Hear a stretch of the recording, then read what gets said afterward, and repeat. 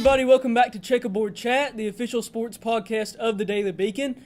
I'm Tyler Wombles, that's DeMichael Cole, and we're back bringing you some more Tennessee athletics news, updates, and whatever we feel like talking about. Tennessee football has a game this Saturday against the Kentucky Wildcats. Kentucky is 5-2 on the season, while Tennessee is 3-4. DeMichael, just going into this, just diving into it already. Obviously there is some news that we know. John Kelly has been suspended for this game, along with freshman linebacker Will Ignont. That's a big blow to Tennessee. Yeah. DeMichael, just update us on how big of a blow that is to Tennessee losing John Kelly. And it's huge. I mean, it's one of the worst things that could have happened to a team that's already lost offensive linemen. They're trying to get this offensive line consistent, and you lose one of the top running backs in the SEC. So it's huge, but I mean they have a pretty good group of running backs. If you ask me, I like Ty Chandler. We saw Fields Amin have a good game earlier this season, and we saw Tim Jordan get some action against Alabama. So I think they'll be fine against Kentucky. I mean, luckily it's not against a bigger team, but man, I mean, we're gonna see if those running backs can get the job done, because this is a must-win game. There's no doubt about it. Yeah, and you did mention Ty Chandler. Obviously, he is a freshman. Yeah. So he is a guy that, is in his first year in the program, but he was from, was it Montgomery Bell Academy? He was from some school around Nashville. Right, yeah, he was in the Nashville. He's an in-state product. Right. He's a guy that, obviously he had that really long kick return touchdown against Indiana State to really kick off the season, essentially, second game of the year. I think Ty Chandler can bring a lot to this offense. Yeah. I think he's a guy that he's fast, he's elusive, he's also runs with power. I think he has the makings to be a really good back for Tennessee. Yeah, I believe so too. Yeah. But the big question is, how does a freshman running back respond, going on the road, SEC? Obviously, this isn't a defense like Alabama's. Right. But it is an SEC defense. So I think the big question will be, how will Ty Chandler respond, and even Tim Jordan? How will these freshman running backs respond to that pressure? And like you said, Colin Fields Amin, we don't even know if he's healthy. Right. So definitely something to keep our eye on. DeMichael, just looking more at this matchup, what are some other key takeaways that you have that you'd like to talk about? I'd like to talk about Kentucky. Kentucky, I mean, they're an interesting team. Yeah, you see the 5-2 record, but honestly, don't let that record fool you. I don't think Kentucky is as good as a lot of other 5-2 teams in the nation. For one, they're being outscored by their opponents, mainly because of the last game, a 45-7 loss against Mississippi State. And Coach Stoops, Kentucky's head coach, said that they got away from running the ball, which is what they do with Snell, who's their big running back over there. He gets a lot of the carries. I mean, he gets the bulk of the carries. And they have Steven Johnson, who's a dual-threat quarterback. And we've seen Tennessee have their problems with dual-threat quarterbacks. So that'll be a very interesting matchup there. Tennessee going against a dual-threat quarterback. And, I mean, it'll just be an interesting game all around. Kentucky's in Tennessee should be pretty evenly matched. And this is a rivalry that obviously – Tennessee does play every year. They do play Kentucky, but I think it's Kentucky has just won one game in 30 years, or is it 32 years? Or yes, somewhere around something. That 30 to 31, 32, somewhere around that. It's a large mark, and I think I think it was Kendall Vickers this week that talked about. He said, we've been telling a lot of the younger players, Kentucky's going to come in wanting to beat Tennessee. Oh, no doubt about it. We know how bad they want to beat Tennessee every other year, and you're looking at this 3-4 Tennessee team hasn't won an SEC game. Yeah, Tennessee hasn't won an SEC game. I think Kentucky's won 2. So there you go. Can Kentucky, host the Vols and get this win? And I think that's something that the Tennessee defense will have to key on, and offense, so the Tennessee team will have to key on and know that Kentucky will be king to beat them, and that is something that they will have to obviously defend against. So, DeMichael, just talking more about this Kentucky offense, are there any wide receivers that you see that could maybe step up and take? Not for Kentucky. As I mentioned earlier, Stoops said that they want to get back. They felt like they got away from the run against Mississippi State, and then that eventually put them in a bigger hole where they were forced to pass the ball. And Kentucky's a running team, and we've seen what UT has done as a rush defense. I mean, they've allowed a lot of yards. And this game right here, this will be a big test for them, stopping Snell. He's a really good running back, one of the top running backs in the SEC. They had 2 last year, and Tennessee held up well. But this will be huge. I mean, Tennessee's defense, we've seen improvements, but statistically speaking, I mean, gave up over 600 yards last week. So a lot of people say, what improvements? But you see the improvements there. And I think they'll have a really good game against Kentucky. I think the defense will play really well. So, yeah. And I think one thing that's interesting to talk about, you mentioned Steven Johnson, obviously his dual threat ability. Mm-hmm. Tennessee did face a dual threat quarterback last week in Jalen Hurts. You know, probably one of the best dual threat quarterbacks in the country right now. Yeah, no doubt. Yeah. And I thought Tennessee defended Hurts well in that game. I thought, if you watch Tennessee's linebackers, they seem to almost crash down almost immediately anytime Hurts held the ball, brought it in to run the ball.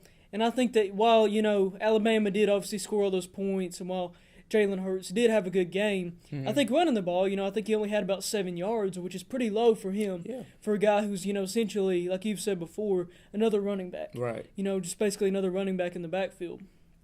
So I think it'll be interesting to see. And Steven Johnson, I think it's fair to say he's not as talented as Jalen Hurts. yeah, that's pretty fair. And he doesn't have the same level of coaching and same, prestige of coaching behind him that Jalen Hurts does. So I think it'll be interesting to see, will Tennessee's linebackers defend, Johnson's running ability well? Will they force him to pass? And if they do force him to pass, Tennessee does have several members in the secondary. I'd say probably Tennessee's secondary is its best spot on defense right now. I mean, you've got Rashawn Golden, who has, could arguably be the MVP so far this season. Yeah, he's a guy that has, been flying around making a lot of plays. And then you have Sean Schamberger. Right, he played great. Yeah, he's a freshman, made his first career start against Alabama. Really, I think he just had a really good game, really impressive first career start. DeMichael, who are some other players on this defense that you could see sort of stepping up and having a big game against Kentucky? I feel like the linebackers, so Batuli, Sapp, Colton Jumper, one of them is going to have to make some really big plays, if not all of them, because Kentucky's going to try to run the ball. And Bob Shute said earlier in when he met with the media, he said he heard what Bob Stoops said, and he took it as a challenge. So Tennessee knows that Kentucky's going to try to run the ball, and we've seen Jumper come on several blitzes this year. We've seen Cortez Sapp get to the backfield. He's probably the fastest linebacker. And we've seen Batuli, take a interception 97 yards, so his speed is nothing to laugh at either. So it'll be real interesting, that running backs versus Tennessee linebackers matchup. But offensively for Tennessee, that offensive line is going to have to hold up too. Oh yeah, for and sure. We've seen the injuries. We've seen Jack Jones recently retired. And that's just another blow. Denzel Bulware announced his transfer a couple weeks ago, and they're stacking up now. They're starting to add up. And Kentucky has a linebacker 6.5 sacks this year. He had 7 sacks last year, 2 forced fumbles this year. And I think he forced 4 fumbles last year. So they're going to have to block him. And there's no doubt about it. Kentucky's definitely going to try to find the weak spots in that offensive line to rush him, because they like to move him around. And it'll be interesting. And I'm glad you brought up that offensive line, because I think that's going to be one of the key – I would say it's probably going to be the most key aspect of this game. Oh, yeah. Since, other than obviously the running back situation, but it feeds into it. Because, obviously John Kelly is a guy that even though you have offensive line problems, you can give him the ball. He can make 3 guys. Yeah, we've seen him make guys miss in the backfield. Yeah, they might hit him 3 yards behind the line of scrimmage, and then he goes for a gain of 7 yards because they just bounce off him. I think Ty Chandler has that ability to do that, but I don't think he's to that level yet where he's going to be able to do it as consistently as John Kelly. So this offensive line is really going to have to bail him out and going to have to help him, And it's not even bailing him out. It's that they're just trying to help, They're just trying to help, their young running back in this situation not get, pummeled every play. And I think that speaks to Jarrett Garantano as well. Obviously, we saw all the, just humongous hits he took last week against Alabama. That one hit, where he just got leveled. Oh, yeah, at the end of the half. The last play of the first half, lost his helmet. Tennessee's offensive line, if they want to succeed, cannot let Jarrett Garantano get hit like that. I don't care who you're playing. I don't care if you're playing, Alabama or a Division III school, you cannot. I mean, you just can't. You can't let that happen. And so I think that the offensive line will be very key in this game because they have to block the run, but they also have to block for Garantano because if the Vols opt to pass more than usual because Kelly is not in the backfield, they'll have to defend that. So I think that'll be a huge matchup to watch. And to Michael, one thing I want to talk about too is special teams. Yeah. Obviously, Butch Jones said that Aaron Medley would be back this week and they would try him in some live situations, but that Brent Samaglia is the starter currently. Just real quick, what have you seen out of Tennessee's place kickers, and which kicker do you feel like deserves a chance to start? Well, Samaglia's made his last 4? Well, I know he went 3 for 3. Against South Carolina. Okay. So I feel like he's like 4 for 7 on the season. Yeah, but he's made his last 3, so he hasn't given you a reason to snatch the job. Okay. Maybe he's gained more confidence and they see it in practice. Granted, those 3 field goals against South Carolina were like chip shots, but that might come into play this week. And we've seen him make, as I mentioned, he made his last 3. So he's maybe starting to feel more comfortable. And we've seen Medley over the years. But right now, you got to go with the guy who has the hot leg. So yeah, and I think that can be beneficial for Tennessee in more than one way. I think one way that playing Samaglia is beneficial, it's like sort of with Aaron Medley, you got to start him as a freshman. And for kickers, we know that it's just a process of kicking in games. You just have to get those reps. And I think giving Samaglia those reps when he and Medley, Medley has not been better than him, so you let Samaglia play as a freshman, and that helps him develop, going into being the starting kicker, the next 3 years. And plus, Aaron Medley, he's a guy that has a big leg, but he struggled for, since his sophomore year. And so why should people expect that he'll come back and kick better than he has this season when he's coming off of, a prolonged illness? Right. So that's another another key aspect of this game to watch for. But Michael, I want to switch gears a little bit right here, and I want to talk about Lady Vols basketball. Let's do it. Lady Vols basketball had their media day today. Head coach Holly Warlick addressed the media, as did Jamie Nard and Mercedes Russell, and then players were available on the court for individual interviews. I was there. I covered it for the Daily Beacon, and I just want to discuss, a little bit about the Lady Vols, what's going on with them right now. Obviously, Holly Warlick, the team was, I think 21-12, 22-12 last season. Not the type of season that a lot of Tennessee fans want to see, especially fans of this type of program. The Lady Vols are arguably the most, throughout history, they've arguably been, the most dominant NCAA women's program, with the exception of UConn. So you have to throw UConn in there, but just tradition-wise, they might be first in terms of what Pat Summitt built. So I know that Holly Warlick talked about her team bringing more leadership. That I know Jamie Nard said that's what the team was missing last season. They obviously had a lot of roster turnover. They brought the number 1 recruiting class this season. Michael, just what are your main, ideas right now about the Lady Vols, and what do you expect to see from them this season? Well, it'll be a fun year to watch them. For you, it'll be a fun year to cover them because, this team, they're talented. Yep. And that's where it all starts. You bring in the number 1 recruiting class. You beat out UConn. Yeah. So Warwick has to be doing something right. And as I mentioned, you bring in the number 1 recruiting class. You got players like Mercedes Russell and Jamie Nard. So you have some talented players already on the team. You mix those in, and now it's how she'll coach them. Yeah. So they're ranked 18th in the USA Today coaches poll. So not as high as you want to see the Lady Vols, but let's see how they do this season. I think it'll be a very interesting year. The main thing is to watch how the young talent will mix in with these veteran players and how will they produce, because they'll need these freshmen to produce, and when you lose players like Diamond DeShields. So you're going to need these young freshmen to produce, and she's going to give them every opportunity. I've seen that Warwick's been saying that she's going to throw those freshmen out there. There's no babysitting, so she's going to have to let them play, and they're going to have to play well. And I think these, like you said, these freshmen are going to be key. Yeah. You could have 2-3 freshmen starting in this lineup. Right, obviously Jordan Reynolds was the point guard last season. she graduated, and so now you have really two freshmen that are really vying for that point guard role and could step up in that role. You have Avina Westbrook, who was the number one player in the nation coming out of high school. She's a freshman.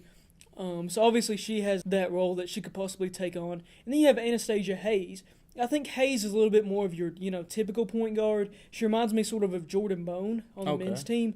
A smaller player, quicker, is really good, really smart, can score, but also can pass. That's what she reminds me of. Yeah. I know that last season Warlick went with a 3-guard lineup a lot of times, so that may be something that she goes with this time. Because obviously, I think Mimi Jackson, she's a junior guard. She's a player that could sort of get some playing time. She was praised a lot. And they also have a lot of centers on the roster that could get some playing time. Obviously Mercedes Russell, arguably the team's best player, but you have, Kamira Harris is another player that was a freshman last season. She'll be a sophomore. She has that experience of being a reserve. Now could maybe move up.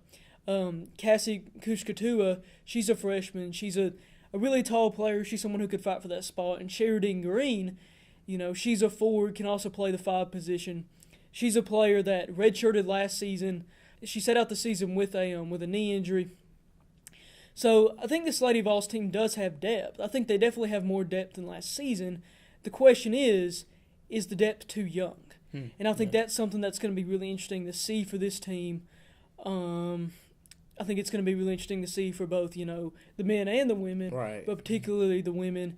Will Holly Warlick sort of bring the team out of this sort of slump that they've been in for the last 2 seasons, where they have had a winning season, but they haven't really been exactly what Tennessee is used to being and what the fans want to see. So, did you have anything else you wanted to add to Michael, or we? Man, let's make some predictions for the football game. Okay, let's make some predictions. Because I'll give you a bold prediction. For this game, I believe the offense will score over 30 points. Okay. Now I know that is a bold. That is very bold. That's like Doritos bold. There's no John Kelly. Oh. I mean, the offensive line is losing players every week. The receivers haven't played well really all season. The receivers haven't had good weeks since the first couple weeks of the season. It's really only been Marquez Callaway. Callaway and Johnson had a good week, but I feel like they can put up over 30 on Kentucky. Simply because, we've seen what kind of problems, misdirection that Mississippi State runs gave Kentucky's defense, and the Vols can offer those same kind of problems. And, yes, they won't have John Kelly, but I feel like what Ty Chandler brings is burst and explosion. He's very fast. We've seen it on the kickoff. We've seen it on certain rushes this season where he just explodes through a hole, and he's close to breaking them. And he's a really good young running back. I think he'll play well. I think Garantano will lead this offense. He's very confident. I think they'll score over 30 points, and they'll win the game. Yeah. Well, I'm sort of on the other side of that. I think that Kentucky's going to win. I predicted in our pick'ems, I said 21-17. I think it's going to be a close game. My prediction is going to be I think Kentucky's going to score with 30 seconds left. Oh my I think goodness. Tennessee's going to lead for a while. More heartbreak. Yeah, I think that Kentucky's going to drive the ball down the field and score. And, I'm not – obviously this Tennessee defense has improved. Yeah. That's nothing against Tennessee's defense. I think they will play well for most of the game. I think this Tennessee squad just hasn't shown me, you, or anybody that it can beat an SEC team this year. And until they do, I don't know that I'm going to be convinced. But that'll wrap it up for us today, guys. Make sure to follow the Beacon on Twitter at UTK Beacon Sports. Follow me and DeMichael. Also check our Facebook page and just keep updated with the website. We'll have full coverage at Kentucky. We're actually making the trip to the game, so we'll have full coverage there. But thanks for watching, guys. This is the official sports podcast of the Daily Beacon, Checkerboard Chat. We'll be back next week with some more Tennessee news and updates. So thanks, and check back with us next time.